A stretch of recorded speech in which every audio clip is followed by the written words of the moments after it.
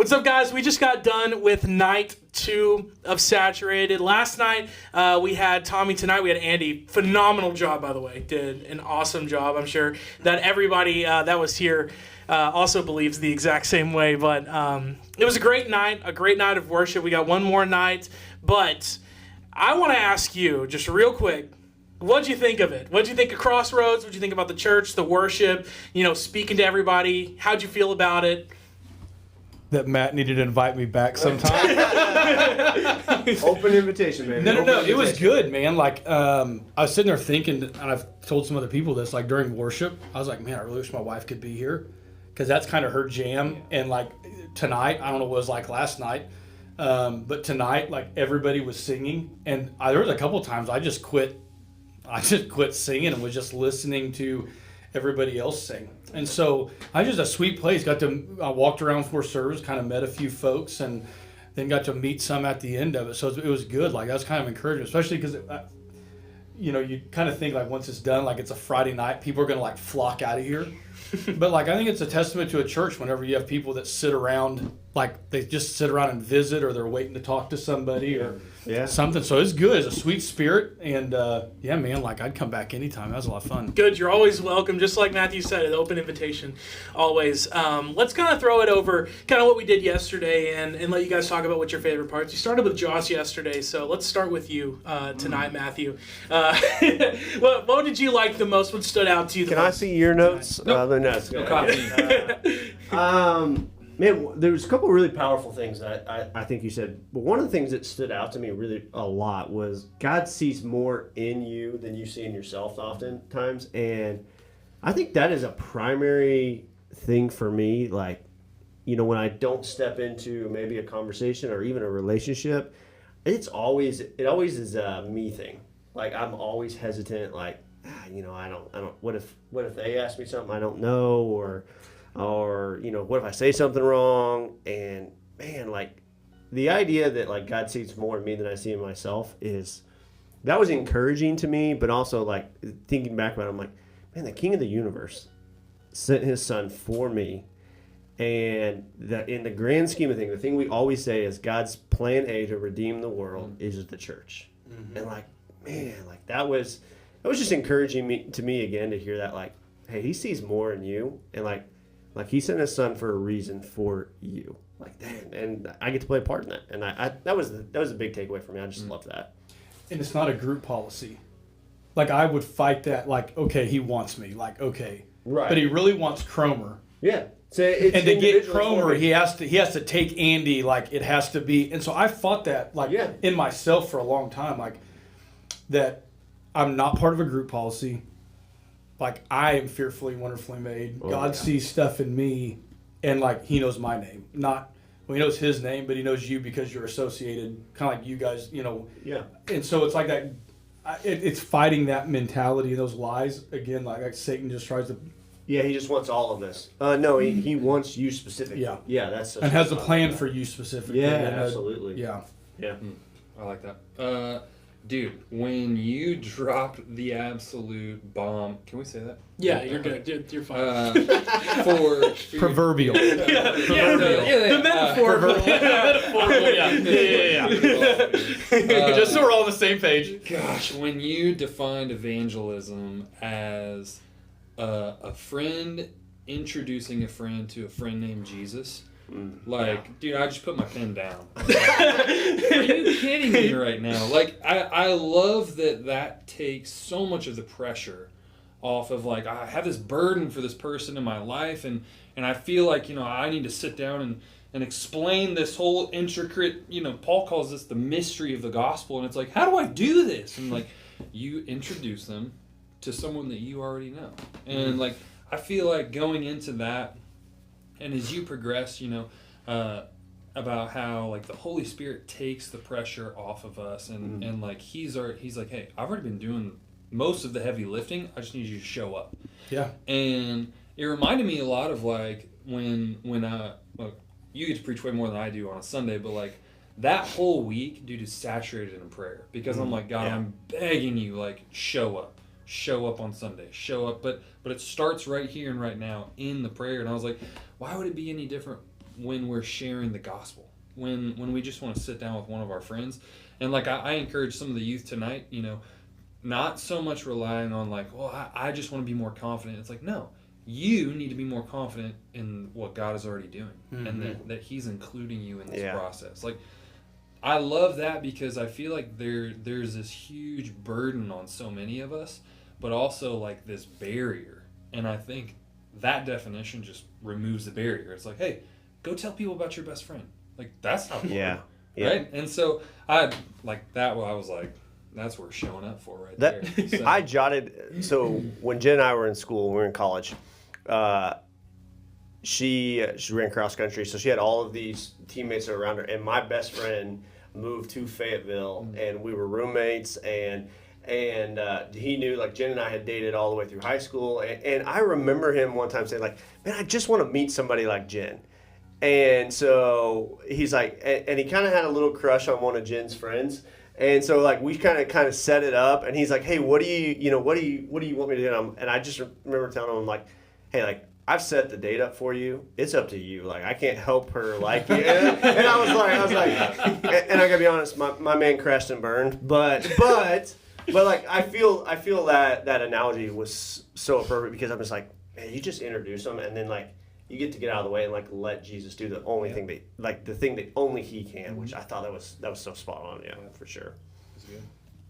I loved whenever you hit on the fact that this is a eternal matter. Like, whenever you were talking about how, like, this is, you know, and it was kind of in the same vein where you were talking about, you know, like, just introducing a friend to another friend, and you were like, this is like, heaven is a real place, hell is a real place. Like, there are going to be people that have not heard these things and that are going to be in hell. And that was awesome for me because, like, whenever I was in high school and college, like, I loved doing evangelism. It was like one of my favorite things. And it was a video of Penn Jillette, the like major atheist of all atheists. And it was an older video of him.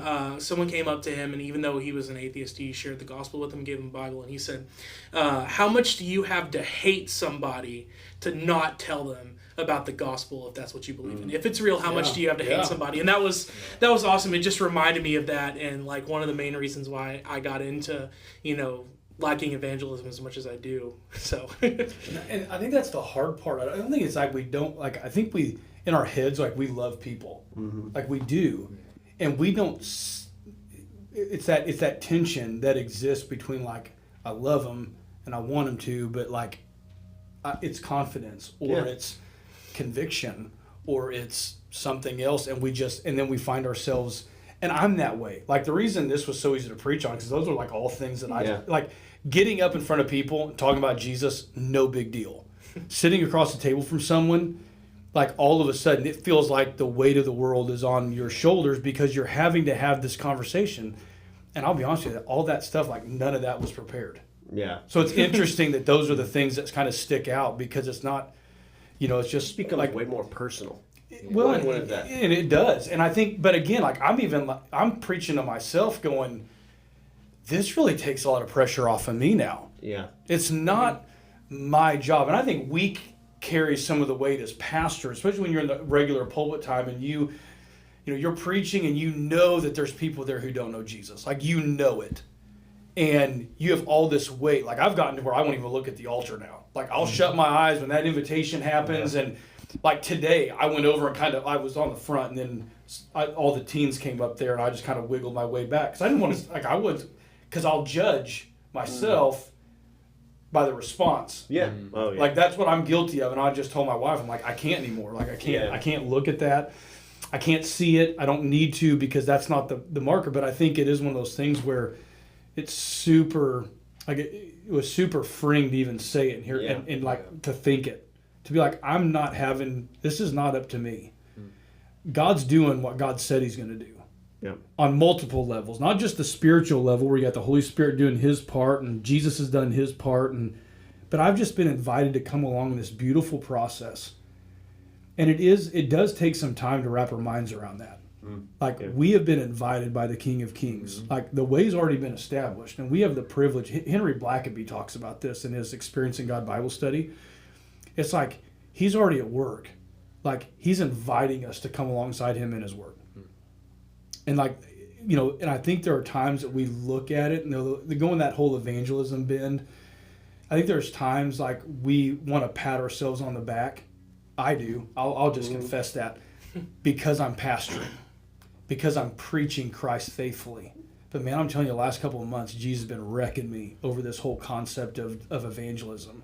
And then I go and I get to hear, you know, a guy who might be the leading church consultant like on the planet right now. And I'm listening to him as he's repeating over and over again, y'all are having events, not evangelism. That's an event, not evangelism. That's an outreach, but it's not evangelism. Yeah. And what he kept drilling on is he said it takes, you know, he said these are great things. They're things like, you know, for example, if you guys have a back to school drive, great event. You know, but if you aren't having people like you meet someone out there and be like, hey, let's go grab some coffee this week. And you connect that event with actually the sharing of the gospel or that intentionality of building the relationship. You know, it's one of those things like it's super easy for us as church people to be like, oh, we're doing good things in our community. Yeah. But are people being saved? Because if they're not being saved, I think it causes us to I'm going through this process. My church hasn't begun going through the process. I'm evaluating as a pastor, going like, we do some really cool things. And we do some really good things. And like, our people are really happy here. But man, it's been a hot minute since we've and I'm like, you know, that's a sign of spiritual health to me. Yeah. And to most people. And so it's just kind of interesting how God kind of just works. You know, and we're having that conversation the other day about like, hey, what would this look like? And I'm like, well, the evangelism thing come up, and I'm like, I guess I can take that one because the Lord's been teaching me a lot. But again, I think it's that process for us where are we willing to allow God to continue to stretch us and grow us? Or have we gotten to that point where we go, okay, God, I'm saved, I got it from here. Yeah. I thought that was so good. Because so many times I'm like, I forget the grace and the mercy of Jesus Christ. That it has saved me out of the same thing that the demon-possessed man was in. Like something that I could not have been saved for myself. And I remember, and then I get to a space where I'm like, okay, I can take it from here. Like that's so powerful for me. I just, like, I kept thinking about that. Man, the gospel came to me on its way to somebody else. And like that is like if I can live That's with good. that mindset. I write that down. The gospel came to me on its way to somebody else. We are not a cul-de-sac for the gospel. We are a conduit where it works and moves its way through us. Like that is just that's so good. And I just wish I could live with that on the forefront of my mind way more than the day to day of like I need to do this. I'm like no. The gospel was the thing. So how do we get there? Like, I think that's the question, right? Because I think people intellectually affirm, oh yeah, evangelism is a part of what a Christian should do. So intellectually we're affirming it, but actively doing very little of it. Like I would say, like you will not find an argument for me that a disciple, you know, whether we simplify and we say it's a friend introducing another friend to our friend named Jesus. Or if it's like, well, let's talk about the context of discipleship as a whole. Are you a disciple, in the biblical sense, are you a disciple if you're not in the process of trying to lead someone else to the Lord? Yeah. We should be second and then fruits of the gospel that came to us. Yeah, and I'm like, well, what do we do? And like I keep thinking, like it sounds like a super simple answer, but is it all just a matter of prayer? Is it? That's good. And we're like, you know, instead of me going like, okay, God, you know, let's go back to, and I'm going to use you because you were, you know, willing enough to put it out there. The week I preach, right? When it's my week to preach and I preach, I pray a lot. And what are you thinking a lot about? Gospel. Yeah, right? And so I'm thinking, is it that really that simple that all of a sudden now, like I'm praying that people will be reached with the gospel, and all of a sudden now, there's more of an awareness. It's like when you buy a car. I bought a white car one year, and I was like, nobody has a car this color. Like there are other white cars, but not this white. Like it was kind of real pretty, like pearly. Yeah. I'll be dadgummit. There wasn't 8 cars in my town that were the same white color. 100%. And I think it's one of those things. Like now, all of a sudden, I'm more aware of something, and I wonder if it is just as simple as being like, can we pray And I mean, like, really pray. I'm reading an interesting book right now, that Praying Like Monks, Living Like Fools. Yeah. It's wrecked me. But it's just that simplicity of sitting there and saying, like, saying, here I am, Lord. Like, speak, your servant's listening type of mentality. Just talk to me. And I do better some days than I do other days. But I'm like, if I was praying specifically, like, Lord, I know this is what I need to do. You have told me in your word. I'm super uncomfortable, but I know it's where you're stretching me to grow. So, like, help me just be faithful, and just pray it. And I wonder if it's really that, if it really is that simple, that it's just a matter of, you want to be more evangelistic, let's pray.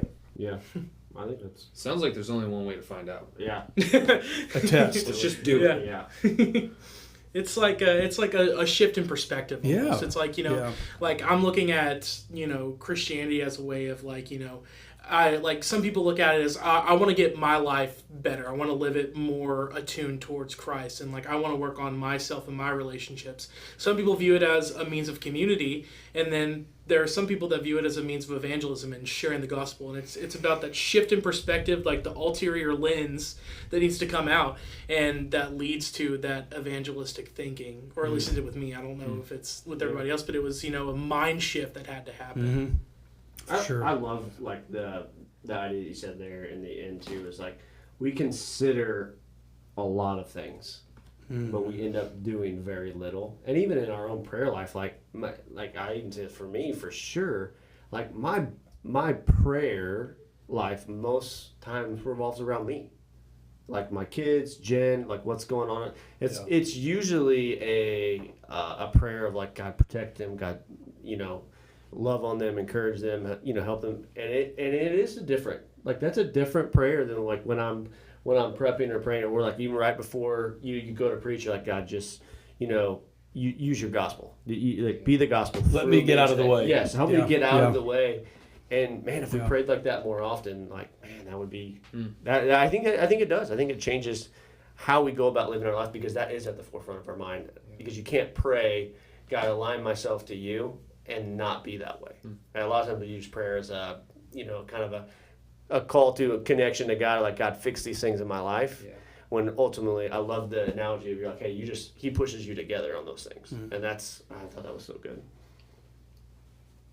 Josh, it looks like you've been trying to find some place to say something for about 10 minutes now. No, So. I'm trying to drink all this in. And what you just said, like, I'm always so aware of when the disciples asked Jesus, well, John taught his disciples how to pray. Teach us how to pray. Like, Yeah. Our Father who art in heaven, hallowed be your name. Like, all of that starts with, like, before they even get into anything about them, it's like, God, I want to put you where you're meant to be in my life. I want to position you in my heart. I want to realign all these things. And it's kind of the fulfillment of that Matthew 6:33, like, seek first God's kingdom and his righteousness, and then everything else falls in line. Like, I wonder if it does fit right in of, like, because I'm so bad about, I go to God in prayer, and it's like, hey, God, here's what I've got. And it's like, maybe I just need to sit this off to the side. Maybe I need to empty myself of that for a minute, so that I can come and just say, God, would you just See what he fill did me there? up? I did. Yeah. Like, what do you have? Like, I love the prayer of, like, here I am, Lord. Like, what do you got for me? And I'm thinking about the margins. Like, I don't say no to things. Yeah. Well, You know what I mean? Like, you I call can and I'm squeeze like, one oh more yeah, I'll thing come in. in. For sure. But I had this on Monday night and this on Tuesday night, and I'm gonna go home and I got another thing on Monday night. Yeah. It's like, and so I wonder, like, I'm even watching it even with myself, and I'm going, okay, because that has rung with me since you shared that on our Zoom call. miracles need margin. Yeah. Miracles happen in the margins. Yep. And it's funny, as you go after this text, you have Jairus, right? And as he's on his way to heal Jairus' daughter, what happens all I've been thinking about is this idea of the margins, right? Like this idea of these miracles. But I'm like, I love that. Like, that right there may be worth driving down here. Just that idea of, like, can I just empty some things out? Like, here's God, all I have going on, and maybe just be like, there are really some things I need to get done, and I trust you're going to help me get them done. But is there something else I need to be working on right now? like or thinking about. And I told you that the night or the Sunday after you preached on the 4 friends bringing the paralytic and they're tearing off the roof, and that was, and I saw something online and I said, I don't remember if I showed it to you right then or the next week, but I said 50% of Jesus' miracles, like, were interruptions in his day. Yeah. Like over 50% of the miracles we see Jesus perform in Write the that Gospels I don't have paper and were pen. interruptions. And so that means like he created the space for God to do those things, and then those people who came into Jesus' life created that space for him to do that, and we just said like to our folks like, hey, he won't fight you for that space. But if you want him to do a miracle in your life, you've got to give him the margin to be able to do it. And that's so good because like if I just could allow God to interrupt me a little bit more, boy, we might see more life change around me happening or around our church or around our community. Like, man, that's the thing. Maybe we need to sit in. Like, And that's the thing that fills your cup. Like when you have that front row seat of like, this totally interrupted my day, but like the way that God used that, it's like, well, show me some more, Lord. Yeah. What's next? And Until we get busy and forget about it again. Yeah, absolutely. It's like all of a sudden like life Yep. comes back in. And what's that old saying? If Satan can't make you bad, he'll make you busy. Yeah.